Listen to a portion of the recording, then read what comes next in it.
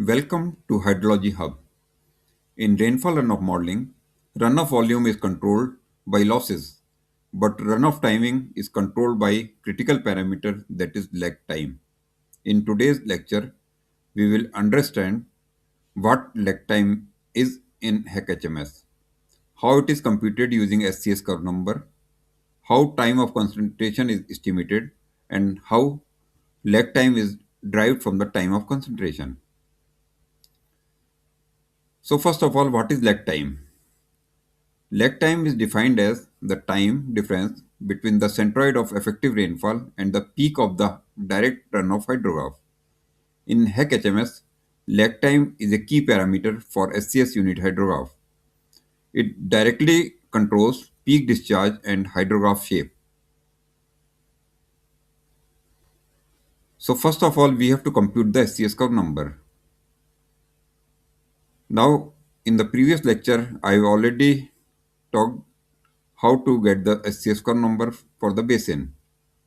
So you can refer the previous lecture on SCS curve number. Once curve number is known, we compute potential maximum retention. Potential maximum retention plays a crucial role in estimating watershed response time.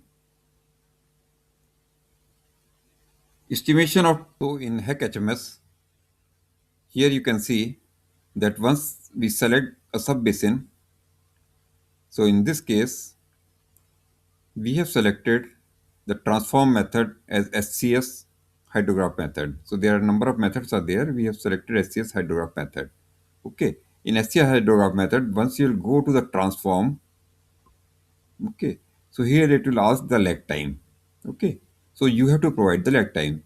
So similarly, here, if you go to the subbasin 4, here also you will find that the lag time it is asking. So lag time in minute you have to provide.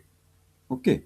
And then you can also see in the sub-basin here, we have taken the loss method as SCS curve number. Okay. So in the loss method, SCS curve number we have taken. So loss method, it asks about the curve number. Okay. So in the previous lecture, we have computed that the curve number for the sub-basin 4 is 72. So we have provided the 72 as curve number for the sub-basin 4 and sub-basin 2. The curve number we computed as the 71. So we have provided the 71 as the curve number. Now the time is to compute the lag time for the transform. Okay. So how to compute the lag time? Okay. For that you require certain parameters. Time of concentration or TC is the time taken by water to travel from the hydraulically farthest point of the watershed to the outlet. For SCS based analysis, time of concentration is computed using the SCS empirical equation. Now for computation of time of concentration and lag time in FPS unit, equation is Tc is equal to L to the power zero point 0.8 S plus 1 to the power zero point 0.7 divided by 1140 Y to the power zero point 0.5, where Tc is time of concentration in hours, L is hydraulic flow length in feet, Y is average watershed slope in percentage, S is potential maximum retention in inches, and S is equal to 100 by Cn minus 10, and the lag is zero point 0.6 of Tc. When this FPS unit is converted in SI unit, so the equation becomes Tc is equal to in hours L to the power zero point 0.8 where L is in meter, S potential maximum retention is millimeter divided by 25.4 plus 1 to the power zero point 0.7 divided by 440 y to the power zero point 0.5. Okay, and here S the potential maximum retention is computed as S is equal to 25400 divided by Cn minus 254. Here potential retention is in millimeter, Y is in percentage, L is in meter, and Tc is in hour. And lag is again computed as zero point 0.6 Tc.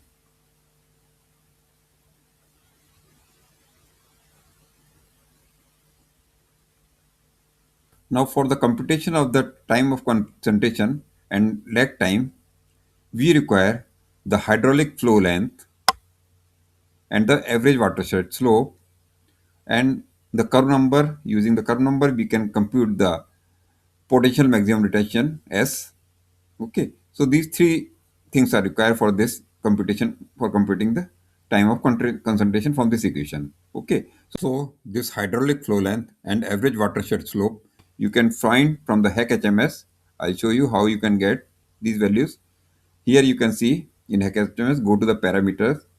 Okay, then go to the characteristics of the sub-basin. So once you will click over here, so first of all, what I'll do, I'll deselect this basin here. I'll go to the example so that for all the basin it will come. So I'll open here parameter, characteristics and the sub-basin. So here you can see the longest flow path length in kilometer is computed by HEC-HMS from the dam as for sub-basin 2 and sub-basin 4, and similarly basin slope meter per meter is given. Okay, so both are these computed by the HEC-HMS model. Okay, using the dam. Now we will use these values, longest flow path length and basin slope. So we'll take these values to the Excel file. So I have already created an Excel file. I'll show you. So I have copied this longest flow path and the basin slope here in the Excel file. So here you can see at sub-basin 4, 2 and sub-basin 4, longest flow path in kilometer are 63.229 and 64.6933 kilometers, and the basin slope 0.543 and 0.561. And the curve number which we had computed in the previous lecture, curve number is 71 for the sub-basin 2 and 72 for sub-basin 4. Now, from this curve number, we will compute the potential maximum retention S. So, here we have computed this potential maximum retention using this equation. S is equal to 25400 divided by Cn minus 254. We have applied this equation here in the Excel and computed the potential maximum retention for sub-basin 2 and sub-basin 4. Now, we have converted this longest flow path from kilometer to meter multiplied by 1000, and similarly the basin slope is required in percentage. So from millimeter per meter we have converted into a percentage by multiplying it by 100. So 0.543 comes to 54.3 and it comes to 56.1. Now we have computed the TC using this equation here. TC is equal to L to the power 0.8. We have used this L to the power 0.8, longest flow path length in meter to the power 0.8, and S in millimeter, which was computed here as maximum potential retention, S divided by 25.4 plus 1 to the power zero point 0.7, then divide by 440 into y to the power zero point 0.5, y is our basin slope here in percentage. Here, so we got the time of concentration as 6.67 hours for sub-basin 2 and 6.51 hours for sub-basin 4. Now the lag time is 0.6 of the TC.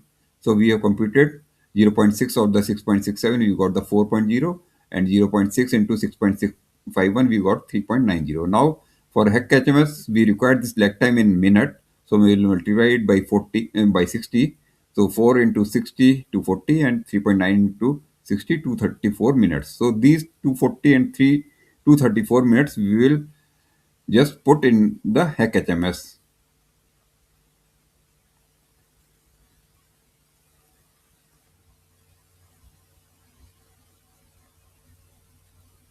So sub-basin 2, the will go to the transform, value is 240. Okay, for sub-basin 4, right? It is 240. You can see it's 240 for sub-basin 2 and 4 234. 4 234. Okay, for 4 234. So we'll go to the sub-basin 4. Here we'll put as 234. Okay, so these are the two values you can place. So this way you can find out the lag time for setting up the HEC-HMS model. Here are some of the observations. When curve number is high, it causes the lower infiltration and the faster runoff. and the shorter lag time means high peak discharge. So accurate lag time improves flood peak estimation. Lag time may look like a single parameter, but it governs the entire hydrograph timing. If this lecture helped you, like, subscribe to Hydrology Hub, share your questions in the comment, keep learning, keep modeling. This is Hydrology Hub.